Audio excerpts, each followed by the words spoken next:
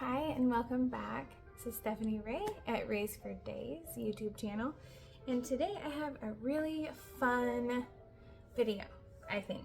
Maybe it's because I just love to do it so much, and that is making soap.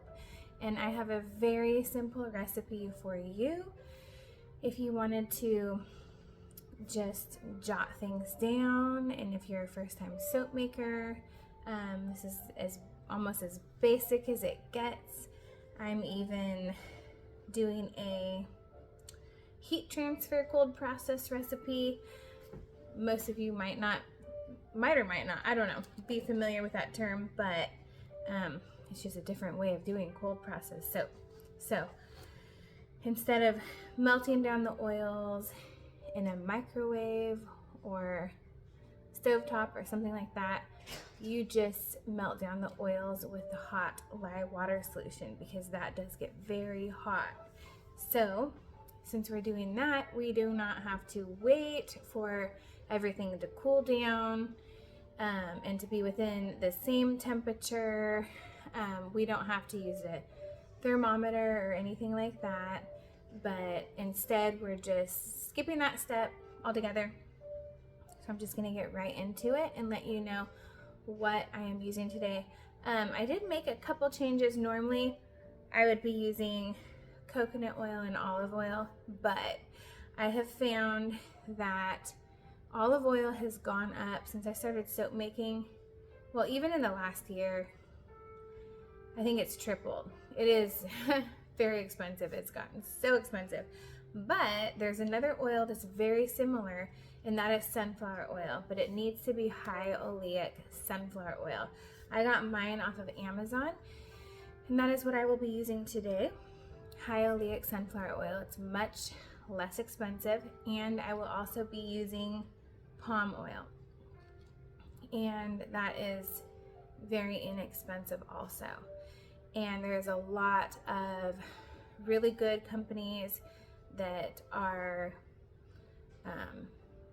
sustainable, resource that, there's a whole thing on palm oil, and I'm not going to get into it, but I'm very comfortable with who I'm ordering it from and in using it. So enough of that being said, I'm just going to, and if you wanted to switch things out for a olive oil or coconut oil, you could ask me in the comments and I could let you know what I've used in the past, like for a 50-50, or maybe I'll even put it in the show notes below. I will put in, let's say you wanted to do 100% olive oil. It might be a different lye water ratio to the oil than it is for a sunflower oil mixed with palm oil. So I can put like a couple different examples, just as in assuming that you might not have sunflower oil or palm oil. If you just wanted to use what you had on hand, then I understand. I will probably put in a recipe for 100% olive oil and maybe a combo of 50% coconut oil and 50% olive oil. It's not recommended to do 100% coconut oil unless you do a really big super fat of like 20 to 25%. You might not even understand what I'm talking about, but that's okay. Just, you don't need to pay attention to that right now. Okay, so some things that you will need is you're gonna want to put on some long sleeves. So I will be putting this sweater on while I'm making it. And then you want some kind of mask, and I use this.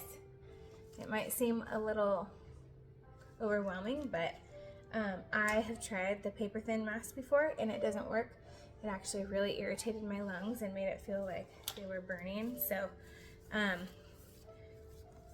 yeah, I recommend a really good mask. Some kind of glasses, maybe even your own glasses. Most people have a pair of these out in their garage or something like that. So that, and a pair of gloves. These can all be found at Walmart. For your PPE gear, your personal protective equipment. Now, if you don't have an immersion blender, and if you don't have an immersion blender, you can mix by hand. With the heat transfer method I'm showing you today, it will take less time because it will be hotter than normal. But I do strongly suggest you getting one of these because it makes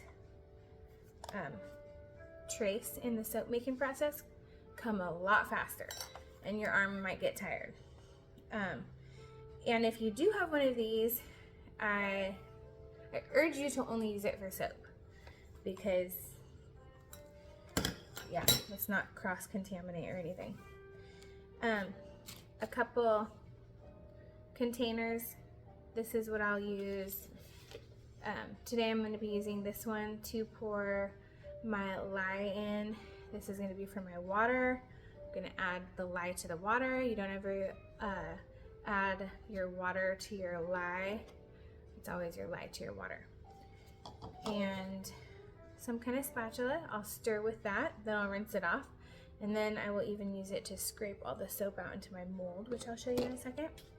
Then you'll also want some lye. This is also something you can order off of Amazon or find something like this at Walmart. It is sodium hydroxide, 100%. Sodium hydroxide, food grade, believe it or not. This is used in food, but it's a chemical. It's also a drain cleaner. So, I mean, there's like a huge range of what it could be used for.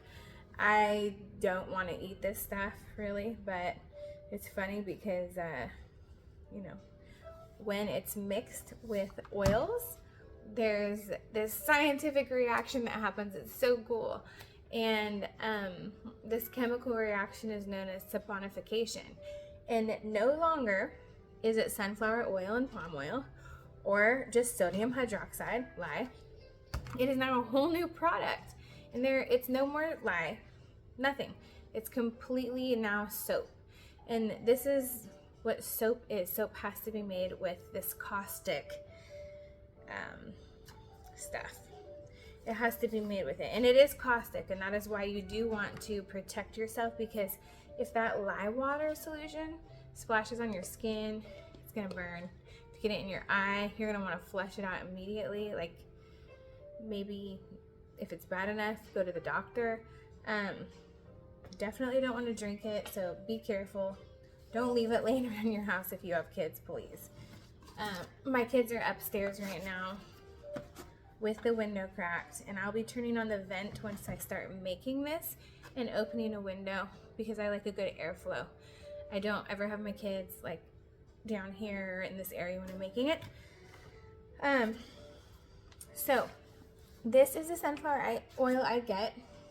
You can get it from other places. This is Nature's Oil, and this is actually not the most recent one I got. The most recent one I got, let me show you just this. The most recent one I got, this is what it looks like, and it's off Amazon. So I'm gonna put links to all of these. I do make a little percentage if you click on the link and order it through my link. It's no extra cost to you. It just, I guess, kind of makes me almost a salesperson, so I get a little bit of a commission, like the tiniest little amount. But anyways, so this is hyaluronic sunflower oil, and that is what I use off of Amazon. And also get this from Wholesale Supplies Plus, which I'm sure you could find some off Amazon. I think this was one of the better deals that I found of palm oil. And then this will also be in the link. And this is just a really good scale, and you do want a good scale to weigh things out. Another thing is a mold, if you want to get a mold. I also have a link to that on Amazon, but you do not have to buy a mold. You can use something, if you still have shoe boxes left around from Christmas or different boxes, you could use, I just wanted to do this as an example, you could line a box with parchment paper and you're good. Just make sure, you know, it's all kind of overlapping a little bit, and you can tape it down with better tape than what I have for my example. Like probably packing tape would be better. But this will work just fine, something like this. And make it smaller probably. I just didn't, I try to get rid of things as soon as they come in, like boxes and things like that. So I don't really have anything laying around, but I do, that was the one that most recent that came in. So I wanted to show you with that. This is, it's not dirty, it's soap, so it's clean. I just need to like scrub it off. This is a black activated charcoal tea tree oil soap I made. But anyways, so this has, I've had this for about 4 years. It's very good. Silicone liner goes in here. I make a lot of soap, so it can look kind of messy like that, but it'll come right off and it gets all sudsy and clean. But this is a really good liner. I got a 2-pack and that's what I'm going to be using today. I've saved some of my old buckets. You can always do that when you're getting into soap making. This was one of my palm oil containers and I just save it to mix in. So I'm gonna get started now. That's pretty much it. I'm not using any kind of colorant or fragrance or anything like that today. It's funny because I make a lot of soap and I do a lot of different scents and even swirls and colors and things like that. I do like to go more toward the natural side of things and like color with turmeric or spirulina or something like that, you know, different rose clays and things like that. But I do have micas also. I've used this, you know, different kinds of micas, but for myself, I like just plain basic unscented bars for my skin. And then getting into body butters is when I really enjoy using the essential oils because then I can smell it. It's not a wash-off product. But people, even though it's a wash-off product, they really do appreciate having a nice bar of soap.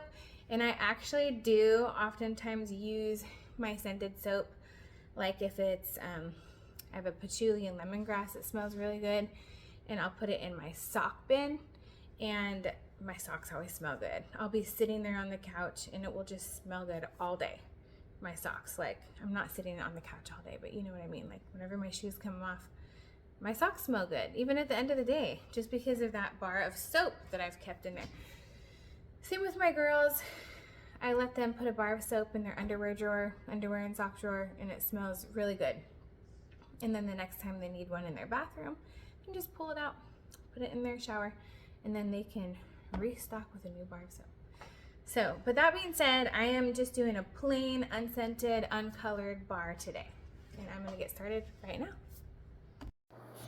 So here I will be pouring in my lye and weighing it out to 4.24 ounces. This is based on my recipe of 32 ounces of total oils. And if that changes in your recipe, your lye and water solution will also change. So be very careful if you're going to change the oils from 32 ounces, because if you're still going to use the same amount of lye and you go less with the oils, it can make for a very lye heavy bar, which could be irritating to your skin. So now here I am using some distilled water at 8.96 ounces. If your water goes over by like an ounce or something, it's really not the biggest deal in the world, because I actually took some water out. It will just help so that the curing process is less, it takes less time for the water to evaporate. So here is my sunflower oil now at 35% of the recipe, which ends up being 11.20 ounces. And here is my palm oil. I get a lot of my tools at Dollar Tree, like for instance this ice cream scoop, which really helps scoop out butters and waxes and things like that. And so here's my palm or heavy oils like that, coconut oil or palm oil. So here's the palm oil, and again I am weighing it out to 20.80 ounces. This recipe makes a very conditioning bar while still being a hard bar, and that's what I love about it. Palm oil really does make your soap bar hard, and while also keeping it very conditioning with the sunflower and palm oil. And this is kind of what our family needs right now this time of year, because winter just strips our skin and makes it pretty rough, especially on our hands. Okay, so I'm adding the lye to the water here. And even though you don't need a thermometer for this, I just wanted to get mine out to show you how hot it gets. And this is why you do not need to melt your oils, because the lye water solution, even the little bit that's there, will melt it for you. So look at that, it gets to 220 degrees, and when you dump that in, that will definitely be melting those oils. So I'm going to rinse my spatula off and come and bring it back because I'll be using it later. So you get to watch this awesome reaction here, which is very cool. So here I am coming in with my immersion blender, and I'm just going to assist it along the way, just kind of blend while the heat is doing its work on melting those oils as well. And it might take a few minutes, and just make sure that when you put your immersion blender in first, you kind of tilt it to the side before you press it on to get all the bubbles out. All the bubbles should escape to the surface so that there's no splashback. You don't want these oils to splash because, it is lye heavy. So you want to be very careful with that. And you can see that the oils are starting to turn a bit more opaque, almost like milky looking. And we want to get the oils to that opaque look. You don't want it runny, translucent like that. It's called thin trace or medium trace for a reason, because when you bring your immersion blender out and kind of swirl, that's what I'm trying to look to see. You should be able to see your swirl a little bit. You don't want it too thick because then it could start setting up on you. So now it's at 118 degrees, I'm showing you. But you do want it fairly, like a faint line. And if it all looks completely opaque, then you can end up pouring into your mold. This is like the easiest soap making process really ever, or that I've ever done. And honestly, I think keep it simple, right? I think that is like basic stuff is the best sometimes. Even with the food we eat, like if you're gonna have a plain avocado and some sardines with those healthy fats and hemp hearts on a salad with some olive oil and balsamic, it's just simple, and it's so good for us. And I really think that this is definitely the best bar of soap for my skin, and it is the easiest one to make. You'll want to set all your soapy tools and instruments probably in the bucket you use and wait for a couple days just to set up until it becomes soap, and then you can wash it out after a couple days so that the oils aren't going down your drain. Here I am just pouring that lovely batter into the mold, and this will probably only take 1 day to set up because it is a hard bar because of the palm oil, but it might take up to 2 days. So we'll see if I'm going to be cutting it the next day or 2 days. later. I love the color this makes also. It's a nice white bar, a plain white bar. I'm just scraping out my container because I really don't want to waste any of these oils.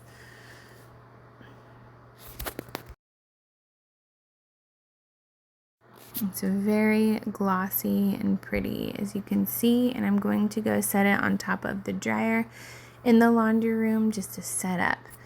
It will take 2 days, like I said, about 1 to 2 days to set up. But if you want to wait for a super hard bar so it's not melty and you make sure all the water's out of it, you can wait 4 to 6 weeks. That's what a lot of soap makers do. I know that there's a brand, Buff City soaps, that only wait like 1 or 2 weeks, and that's fine. The lie is completely out as far as science studies go. By the second day, after 48 hours, it's just we wait that long for the harder bar. So if you're interested in the recipe, here's the recipe I used, and it was just 1 day later. So here is the loaf of soap, and I'm going to unmold it right now. So cool. Isn't that awesome, that big block of soap? And this will make about 9 bars. I have this fancy soap cutter. Actually, 2 of the guitar strings have broken on it, so I need to fix that still. I might never get around to it, but you do not need anything like this. You can simply use a knife and it will work just fine. So here's what the soap looks like. Very nice bar of soap. And again, you'll get about 9 bars if you want my size bars, or you could even cut them in half so that the soap lasts longer. Those are those big bars because a couple of the strings are broken, but I'm going to cut those down. But like I said, even with the smaller bars, you can cut those in half and it'll last a lot longer. Just make sure that you are in between uses putting these bars of soap in a well-draining soap dish, and they will last a very long time. You could even get yourself a soap saver. It's like just this little mesh piece of cloth that you put soap in, and it can go the extra mile for you.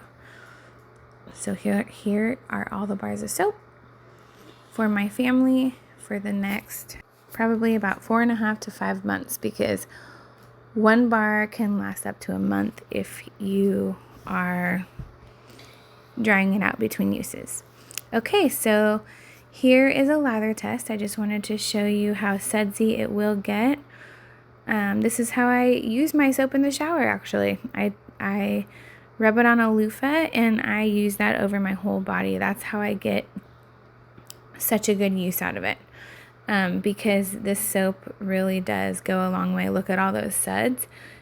And you can just put the soap back after you're done sudsing up and getting the loofah all soapy and just soap your whole body down like that.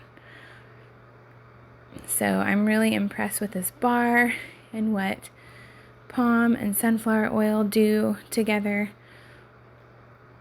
It is so awesome. Look at that. It makes me want to go take a bath right now. So my kids had fun playing with this bowl of soap afterward. Everybody was putting their hands in it. It was warm and sudsy, and it was very moisturizing. So that'll do it, and I hope you give this recipe a try. Let me know in the comments if you do. Remember, in the comments I will put the ingredients and some links to purchasing some of these items if you don't already have them. Thanks for watching. Have a wonderful day. Take care.